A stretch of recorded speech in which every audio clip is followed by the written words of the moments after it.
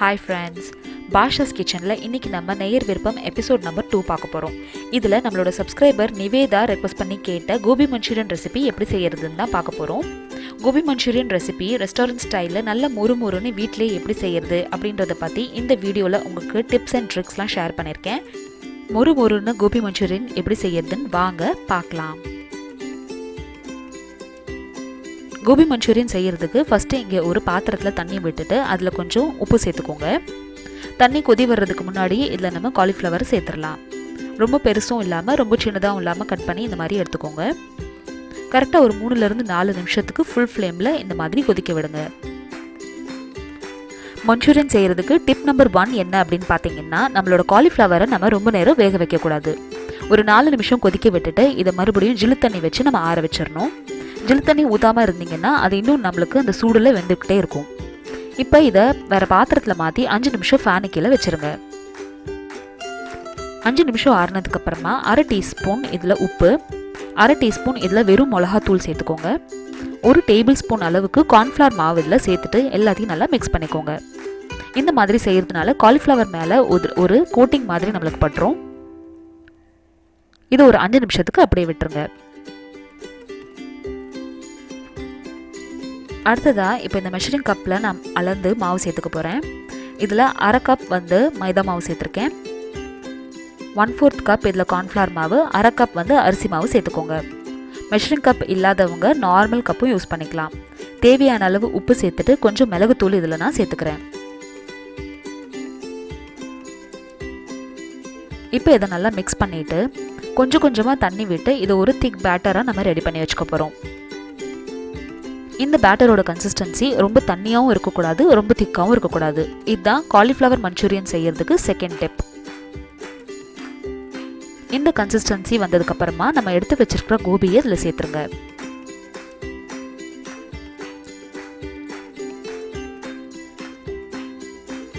இப்போ இந்த கார்ன்ஃப்ளவர் மிக்ஸ்சரை நல்லா இந்த கோபியில் படுற மாதிரி மிக்ஸ் பண்ணிக்கோங்க. இதை மிக்ஸ் பண்ணிட்டு ஒரு 5-10 நிமிஷத்துக்கு அப்படியே விட்டுருங்க.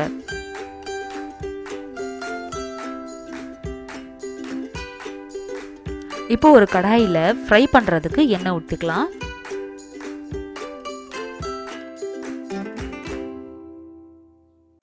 அடுத்த டிப் கோபி மஞ்சூரியன் ஃப்ரை பண்ணுறதுக்கு என்ன அப்படின்னு பார்த்தோன்னா, இதை நம்ம 2 தடவை ஃப்ரை பண்ணணும். ஃபஸ்ட்டு மீடியம் ஃப்ளேமில் வச்சு ஃப்ரை பண்ணி கொஞ்சம் ப்ரௌன் ஆனதுக்கப்புறம் எடுத்துடணும். அதுக்கப்புறம் மறுபடியும் ஃப்ரை பண்ணணும். பாருங்கள், இந்த அளவு ப்ரௌன் ஆனதுக்கப்புறமா ஃபஸ்ட் இதை எடுத்துடணும். இந்த ஸ்டேஜில் காலிஃப்ளவர் கொஞ்சம் சாஃப்டாக தான் இருக்கும். ஆனாலும் இதை நீங்கள் ஃபஸ்ட்டு எடுத்து வச்சு ஒரு 5 நிமிஷத்துக்கு ஆற விட்டுருங்க. இது ஆறிட்டு இருக்க டைமில் எங்கிட்ட இருக்கிற இன்னொரு பேட்சையும் நான் போட்டு மீடியம் ஃப்ளேமில் ஃப்ரை பண்ணி எடுத்துக்கிறேன். ஏன் இதை மீடியம் ஃப்ளேமில் ஃப்ரை பண்ணுறோம் அப்படின்றத நான் உங்களுக்கு சொல்கிறேன். காலிஃப்ளவரை சேர்த்த உடனே இந்த மாதிரி கொஞ்சம் நகட்டி விட்டுக்கோங்க. அப்போ தான் அடியில் நம்மளுக்கு பிடிக்காமல் இருக்கும். இப்போ செகண்ட் பேட்ச் ஆஃப் இந்த காலிஃப்ளவரையும் நான் இதே மாதிரி ஃப்ரை பண்ணி எடுத்துக்கிட்டேன். இப்போ இது கொஞ்சம் சாஃப்டாக இருக்குது. இதை முறுமுறுன்னு பண்ணுறதுக்கு என்ன செய்யணும் அப்படின்னு பார்த்தீங்கன்னா, இதை 2 தடவை ஃப்ரை பண்ணணும். நம்ம ஃபர்ஸ்ட் பேட்ச் ஃப்ரை பண்ணியிருக்கோம் இல்லையா, அதை இப்போ நம்ம மறுபடியும் ஹை ஃப்ளேமில் போட்டு ஃப்ரை பண்ண போகிறோம். இந்த மாதிரி ஃப்ரை பண்ணுறதுனால என்ன ஆகும் அப்படின்னு பார்த்தீங்கன்னா, நம்மளோட காலிஃப்ளவர் நல்லா முறுமுறுன்னு ஆயிரும். ரெஸ்டாரண்ட்டில் கிடைக்கிற மாதிரி நல்லா மொறுன்னு கோபி மஞ்சூரியன் நம்மளுக்கு வேணும் அப்படின்னு நீங்கள் நினச்சிங்கன்னா, இந்த கோபியை நம்ம இந்த மாதிரி 2 தடவை ஃப்ரை பண்ணி எடுக்கணும்.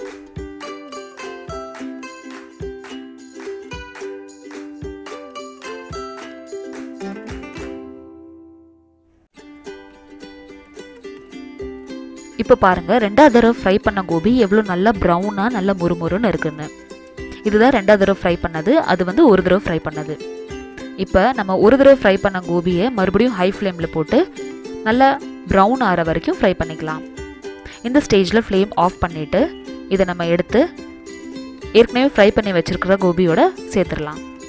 மஞ்சூரியனில் போட்ட கோபி நல்லா மொறுன்னு இருக்கணும்னா இந்த டெக்னிக் தான் நீங்கள் ஃபாலோ பண்ணணும். அடுத்து இப்போ நம்ம சாஸ் மிக்ஸ்சர் ஒன்று ரெடி பண்ணிக்கலாம். இதுக்கு ஒரு பவுலில் 1/2 லெமன் இந்த மாதிரி புழிஞ்சு விட்டுக்கோங்க. 1 டீஸ்பூன் கார்ன்ஃப்ளவர் மாவு, நமக்கு தேவையான அளவு எல்லா சாஸையும் இதில் சேர்த்துக்கலாம். இதில் ஃபஸ்ட்டு நான் டொமேட்டோ சாஸ் சேர்த்துருக்கேன். அடுத்து டார்க் சோயா சாஸ் சேர்த்துருக்கேன். அடுத்து ஸ்பைசியான ஒரு ஸ்வீட் சாஸ் சேர்த்துருக்கேன். உங்களுக்கு வேணும்னா சில்லி சாஸும் நீங்கள் சேர்த்துக்கலாம். இது எல்லாத்தையும் நல்லா மிக்ஸ் பண்ணிக்கோங்க. கொஞ்சமாக தண்ணி விட்டு கார்ன்ஃப்ளவர் மாவு நல்லா லம்ஸ் இல்லாமல் இருக்கிற வரைக்கும் மிக்ஸ் பண்ணிக்கோங்க. இப்போ நம்ம மஞ்சூரியன் செய்கிறதுக்கு ஸ்டார்ட் பண்ணலாம். ஒரு பேனில் 2 டேபிள் ஸ்பூன் எண்ணெய் விட்டுக்கோங்க. தேவையானது எல்லாமே இந்த மாதிரி கட் பண்ணி ரெடி பண்ணி வச்சுக்கோங்க.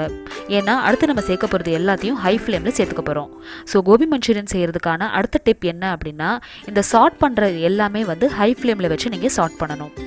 ஸோ ஃபஸ்ட்டு இதில் நான் சின்னதாக நறுக்கின பூண்டு கொஞ்சம் ஃப்ரை ஆனதுக்கப்புறமா சின்னதாக நறுக்கின இந்த இஞ்சியை சேர்த்துருங்க.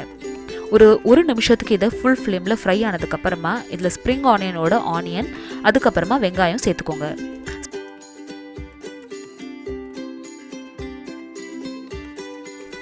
ஸ்ப்ரிங் ஆனியன்ன்றது வெங்காயத்தாளுன்னு சொல்லுவாங்க தமிழில். அடுத்து நான் ஒரு கேப்சிகம் அப்புறம் கொஞ்சம் வெங்காயத்தாளோட க்ரீன் சேர்த்துட்டு இதையும் ஒரு 2 நிமிஷத்துக்கு நல்லா வதக்கிக்கோங்க.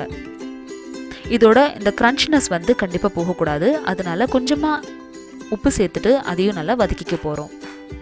1 நிமிஷம் வதங்கினதுக்கப்புறமா நம்ம எடுத்து வச்சிருக்கிற இந்த சாஸோட மிக்சரை சேர்த்துருங்க. நம்ம தனித்தனியாக ஒன்றுனாவும் சேர்த்துக்கலாம். ஆனால் நான் வந்து இது ஹை ஃப்ளேமில் வச்சு வேக வைக்க போகிறேன் அப்படின்றதுனால நான் அந்த சாஸ் எல்லாத்தையும் தனியாக மிக்ஸ் பண்ணிவிட்டு அதுக்கப்புறமா இதில் சேர்த்துருக்கேன். இது ஒரு 2 நிமிஷத்துக்கு ஹை ஃப்ளேமில் வேக விடுங்க. ரொம்ப உங்களுக்கு திக்காக ஆகுது அப்படின்னு நினச்சிங்கன்னா மட்டும் கொஞ்சம் தண்ணி விட்டுக்கலாம். இந்த ஸ்டேஜில் உங்களுக்கு டொமேட்டோ சாஸ் இல்லை டார்க் சோயா சாஸ் கொஞ்சம் கம்மியாக இருக்கிற மாதிரி தோணுச்சு அப்படின்னா மட்டும் அட்ஜஸ்ட் பண்ணிக்கலாம். 1 நிமிஷத்துக்கு ஹை ஃப்ளேமில் இந்த கன்சிஸ்டன்சி வர வரைக்கும் இதை வேக விடுங்க. அடுத்ததாக இதில் ஃப்ரை பண்ணி எடுத்து வச்சிருக்க நம்ம கோபி எல்லாத்தையும் சேர்த்துடலாம். அடுத்த டிப் என்ன அப்படின்னு பார்த்தீங்கன்னா, கோபி சேர்க்கும் போது ஃப்ளேமை ஆஃப் பண்ணிடுங்க. அவ்வளோதான், நம்மளோட கோபி மஞ்சூரியன் ரெடி ஆயிடுச்சு. இது எல்லாத்தையும் நல்லா மிக்ஸ் பண்ணி ஸ்ப்ரிங் ஆனியனோட க்ரீன்ஸ் வச்சு கார்னிஷ் பண்ணிங்க அப்படின்னா ரெஸ்டாரண்ட் ஸ்டைல் மொறுன்னு நம்மளோட கோபி மஞ்சூரியன் ரெடி. இந்த ரெசிபி உங்களுக்கு பிடிச்சிருந்துச்சுன்னா இந்த வீடியோக்கு ஒரு லைக் கொடுங்க. என்னோட சேனலை ஃபர்ஸ்ட் டைம் பார்க்குறீங்கன்னா கண்டிப்பாக சப்ஸ்கிரைப் பண்ணுங்கள். இதே மாதிரி எக் ஃப்ரைட் ரைஸ் ரெசிபி உங்களுக்கு வேணும் அப்படின்னா கீழே டிஸ்கிரிப்ஷன் பாக்ஸில் லிங்க் பாருங்கள். ஸ்ப்ரிங் ஆனியனோட இந்த க்ரீன்ஸ் போட்டு இதை கார்னிஷ் பண்ணிங்க அப்படின்னா நம்மளோட restaurant style gobi manchurian ready ஆயிடுச்சு. இப்போ இதை நம்ம டிஷ் அவுட் பண்ணிடலாம். குழந்தைங்களுக்கு கோபி மஞ்சூரியன் ரொம்ப பிடிக்கும். இதை வந்து நான் இன்றைக்கி சப்பாத்திக்காக பண்ணியிருக்கேன்.